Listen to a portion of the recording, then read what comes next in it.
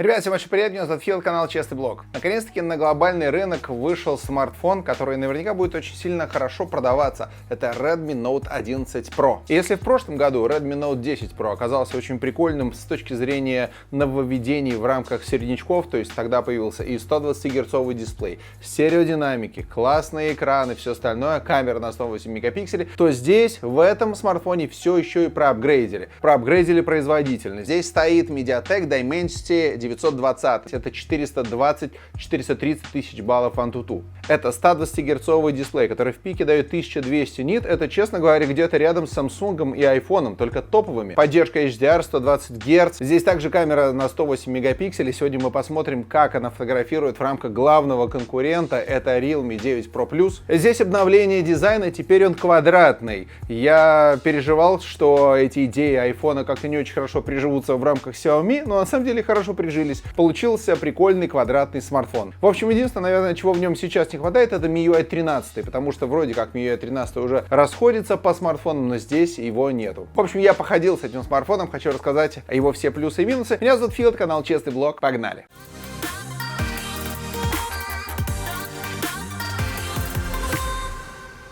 Итак, традиционно компания Xiaomi представляет смартфон, который является достаточно большим, и при этом в нем внутри очень много классных характеристик. Классный дисплей, хорошее звучание, хорошая камера, хорошая автономность, практически отсутствие тротлинга, и в целом этот смартфон точно является одним из топов за свои деньги. Понятное дело, что сейчас ситуация достаточно тяжелая, происходит повышение цен, и этот смартфон, конечно же, тоже будет повышаться в цене, но так или иначе его будут покупать, потому что флагманы стали еще дороже, и люди начнут покупать что-то дешевле. Вот как раз таки один из представителей тех смартфонов, которые точно можно покупать и в принципе не беспокоиться о своем существовании в ближайшие 2-3 года. Здесь практически топ во всем, кроме, я бы сказал, что камера, она здесь более среднего уровня. Диагональ дисплея 6,67 дюймов, прямой, хороший, яркий AMOLED экран, 120 Гц яркости, поддерживает HDR. Понятное дело, что здесь есть шим. Как я уже говорил, в пике это 1200 нит, в авторежиме 700 нит. Под солнцем вы будете себя чувствовать отлично. Углы обзора, как всегда, у AMOLED очень хорошие. Есть Always On Display, но нельзя сделать так, чтобы он работал постоянно, только 10 секунд или от касания. Сканер отпечатка пальцев встроен в клавишу питания, работает очень быстро, так же, как и быстро работает разблокировка по лицу. Вообще рамки в целом небольшие, снизу есть увесистый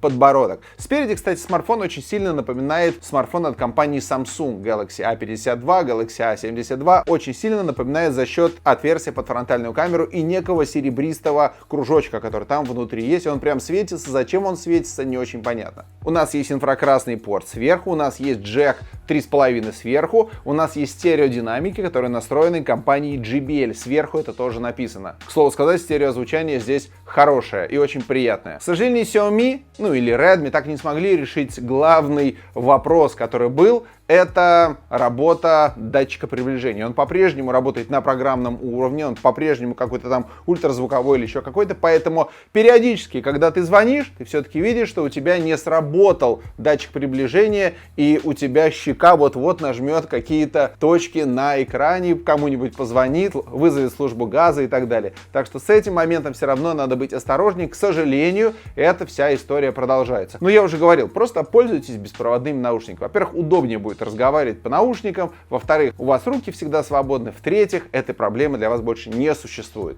У нас спереди и сзади Corning Gorilla Glass 5-го поколения, есть небольшая пленочка сверху на экране. Обязательно носите чехол, который идет в комплекте, потому что если вы разобьете этот AMOLED экран, 1015 вам точно придется отдать. Поэтому чехол, который идет в комплекте, обязательно. Сзади блок камер, он выглядит достаточно массивно, мне он, честно говоря, даже немножко напоминает Galaxy S20 Ultra, флагман компании Samsung, который выходил 2 года назад. И вы знаете, мне кажется, что компания Xiaomi здесь немножко лукавит, потому что, нет необходимости, чтобы камеры выпирали так сильно. Они обычно выпирают так сильно, когда есть телевичок, когда есть какие-то большие модули и так далее. Здесь, окей, модуль на 108 мегапикселей, но мне кажется, он отлично бы вписался и в более тонкий корпус. Кстати, толщина комфортная, 8,1 мм и 202 грамма весит смартфон, но все равно помните, это большой экран, 6,67 дюйма, хоть и вписан в компактный корпус. По стереодинамикам могу сказать, что мне нравится это звучание, оно достаточно сильное, объемное, хорошее. Оно, мне кажется, стало лучше по сравнению с Redmi Note 10. Вообще, я бы сказал, что практически по всем моментам этот смартфон стал лучше, чем Redmi Note 10, особенно в плане быстродействия, потому что каким бы классным бы не был бы Redmi Note 10, все-таки он немножко притормаживал. Анимация притормаживала, быстродействие, запуск программ все немножко притормаживал. Даже несмотря на то, что там было 120 Гц дисплей, все равно были тормоза. Здесь их нет. Очень плавно работает смартфон. Здесь стоит MediaTek Dimensity 920. Он набирает 420-430 тысяч баллов в Antutu. Вот, например, я делал замер 428 тысяч, 29,9 градусов нагрева. Он на самом деле не будет нагреваться свыше 40 градусов уж точно, и это хорошо. Ваш смартфон не превращается в печку. В печку превращаются флагманы. Но я уже давно сказал, что 2022 год в рамках всей ситуации, которая происходит, и я, конечно же, очень сильно переживаю за все то, что происходит сейчас в мире и между нашими странами, и хотел бы, чтобы это максимально быстро все-таки закончилось. И вот исходя из этого, я понимаю, что в этом году как раз-таки вот такие середняковые смартфоны будут лучше всего приобретаться, просто потому что в мире сейчас будет кризис, исходя из этой общей ситуации. У одних кризис полупроводников, у других кризис по санкциям, у третьих кризис по продовольствию, цены на газ и так далее. Поэтому вот такой смартфон будет являться очень хорошим и оптимальным решением. И действительно, те баллы, которые он выдает в Antutu, он очень хорошо оправдывает. И еще мне очень понравилось, как работает тротлинг тест. Смартфон практически не тротлит. Вот у меня 20 минут, отработал 100 потоков, практически никакого проседания, 225 гипс максимально и среднее значение 216 гипс. Круче было только у Realme 9 Pro Plus, про который я, кстати, рассказывал. Здесь оставляю ссылку, переходите, посмотрите. Они являются прямыми конкурентами, они практически одинаково стоят. Я бы сказал, что Realme, в общем-то, в целом немножко посильнее, потому что там процессор уже выдает 500 тысяч баллов, Antutu, там и камера поинтереснее, потому что она взята практически с топовых решений. Это Sony IMX766. Но все-таки самое главное, Realme это еще пока далеко не Redmi. Поэтому люди знают Xiaomi, люди покупают Redmi, люди доверяют этому китайскому бренду. К Realme тоже относятся хорошо, потому что все техноканалы постоянно рассказывают о том, что Realme топ, хорошо, но в любом случае обычный человек слово Realme пока еще не сильно знает. Выйдите на улицу, спросите 10 человек про Realme, я уверен, что даже может один не ответит, что это такое. И поэтому от этого смартфона можно получить максимальное удовольствие, потому что он плавный. Практически ничего нигде не фризится, практически нигде ничего не стопится. Приложения запускаются хорошо, анимации красиво отрабатываются. Вы прямо получаете не то что премиальное устройство, но устройство, которое очень ладненько сделано. А так как у нас все-таки есть еще обновленный форм-фактор, у нас есть обновленный дизайн, у нас есть классный экран, поэтому есть ощущение, что прямо кайфовый смартфон. И на самом деле он таковым и является. У меня, кстати, китайская версия смартфона, возможно, поэтому сюда еще не прилетел 13-й Android, при этом Google сервисы работают, русский язык работает, ощущение, что это не глобальная версия, практически нет никаких. Поэтому если вы будете выбирать между глобальной версией, которая, например, будет стоить подороже и китайской подешевле, можно смело брать китайскую версию, бесконтактные платежи, все работает. Главное настроить мир, потому что Google Pay сейчас не работает. Кстати, если вы хотите приобрести Redmi Note 11 Pro, может быть, хотите приобрести Realme 9 Pro Plus, или, может быть, вы интересуетесь Pixel 6 Pro, обращайтесь к моим друзьям от компании Cyprus. Я внизу оставляю ссылку, переходите, посмотрите, у них классные цены, доставка по всей России. А если вы любите выбирать хорошую цену на Алиэкспрессе, тогда загляните к моему товарищу на канал «Пользы нет», потому что если вы хотите покупать девайсы с Алиэкспресса по самым кайфовым ценам,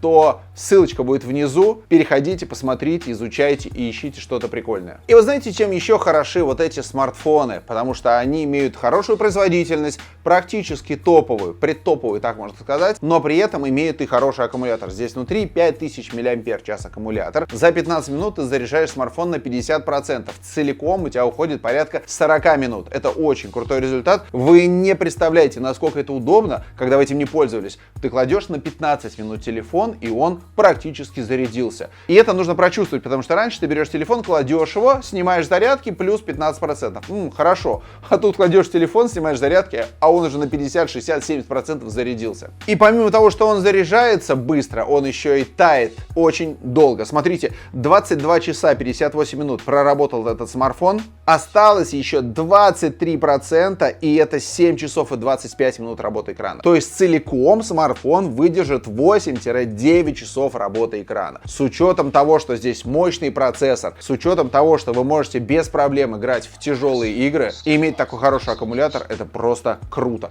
Поэтому с этим вопросов никаких не будет. Но я говорю, этот смартфон действительно ты покупаешь, и вот никаких проблем не чувствуешь.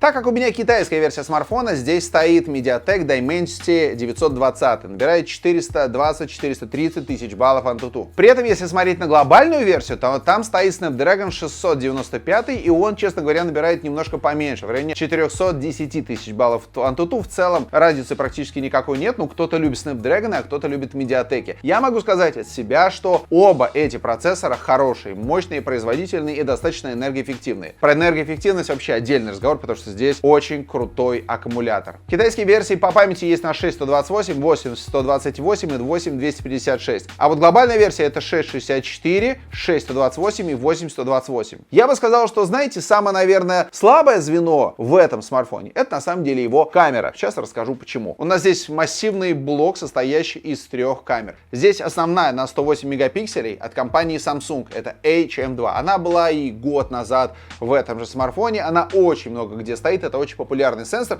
из него можно получать очень классные фотографии. Я, кстати, знаете, что делал? В прошлом году я делал сравнение Redmi Note 10 Pro против Galaxy S21 Ultra и iPhone 12 Pro Max, и я снимал не в автоматическом режиме, а в ручных настройках, снимал в RAW, и результаты были очень крутые. Я думаю, что может быть то же самое проделать и с 22 Ultra, с iPhone 13, и вот взять какой-нибудь как раз-таки среднебюджетный смартфон, либо Redmi Note 11 Pro, либо Realme 9 Pro Plus. Они очень подходят под это. Так вот, с этими ручными настройками можно получать очень классные результаты, но это немножко замороченное мероприятие, фотографировать в Pro режиме и так далее. Там много всяких разных нюансов. Если такое видео нужно об этом, напишите, пожалуйста, и я подготовлю его. А так у нас камера на 108 мегапикселей, как я уже сказал, компании Samsung. У нас есть широкоугольный модуль на 8 мегапикселей, это Sony IMX355, и есть макро-модуль на 2 мегапикселя. Смартфон умеет снимать 4К 30 кадров в секунду, хотя вроде как раньше он умел снимать 460 кадров в секунду. И я вот делал сравнение с Realme 9 Pro Plus, и было прямо несколько очень важных моментов. Первое, вы сейчас видите, как проходило это сравнение, значит, фото и видео.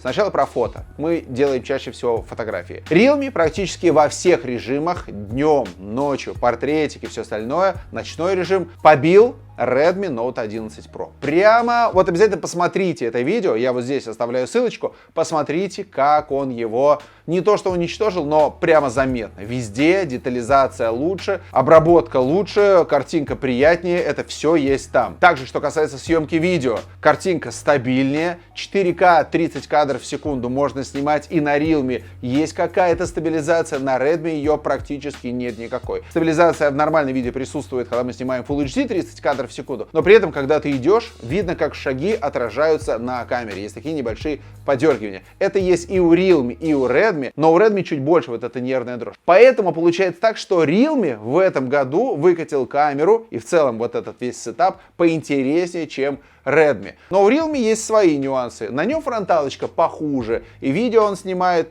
немножко похуже. Поэтому это тоже надо иметь в виду, если вы любите делать селфи-фотографии. Но я думаю, что основной момент все-таки в 108 мегапиксельной камере. И вот здесь вы будете выбирать либо любимый Redmi Note 11 Pro с процессором, Snapdragon или Dimensity, с любимой MIUI и в целом понятной экосистемой, либо Realme. Для кого-то это достаточно свежий продукт, достаточно свежий бренд, еще не очень понятный, но я вам могу сказать, и тот, и другой хороший. Realme хорош.